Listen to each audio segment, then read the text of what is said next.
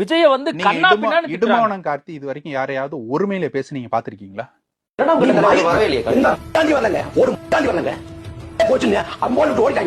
அவங்க அம்மாக்கு வாய் பேச தெரியும், கால் கேட்க வாய் பேசாது. நாங்க போனா வீட்டுக்கு போனா நான் வந்திருக்கிறேன்னு அவங்க அம்மாட்ட போவான், சமையல் ரூம் ஓடுவான், ஓடிப்பா அவங்க அம்மா கூட்டிட்டு வருவேன்.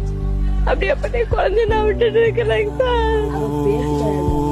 என் மடியில ஏறி உட்காந்துட்டு இது என்னன்னு ஓட்டுவாங்க சார்.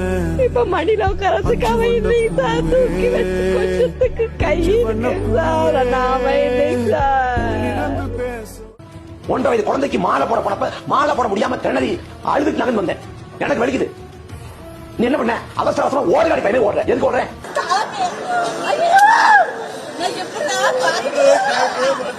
அந்த சாவுக்கு ஒரு பொறுப்பேத்து கொண்டு இனிமே நடக்காத பார்த்து கொள்றேன்னு ஒரு வார்த்தை சொல்லத்துக்கு வக்கு இல்லங்கும் போது கோபம் வருமா வராதா? இவ்வளவு உயிர் போயிருக்கு. கொஞ்சம் கூட படிக்கங்க. ஒரு கட்சிக்கார நான் மருத்துவமனையில இருந்தேன். அன்னைக்கு ராத்திரி 3 மணிக்கு 4 மணிக்கு நான் மருத்துவமனையில இருந்தேங்க. தருமபுரி ஒருத்தர் வரல. தாவேக்காவை சேர்ந்த ஒருத்தர் வரல. ஒரே ஒரு நிர்வாகி, ஒரு உறுப்பினர், ஒரு நாய் வரலங்க. அத்தனை பேர் போன ஆஃப் பண்ணி கொடுத்துட்டு ஊரை விட்டு ஓடிட்டான். வடக்கு விட்டு ஓடிட்டான். 4 மாசமா இருக்காது பிள்ளைக்கு. அந்த பிள்ளைக்கு நான் பதில் என்ன சார் சொல்லு? எதுவுமே சொல்ல முடியாது.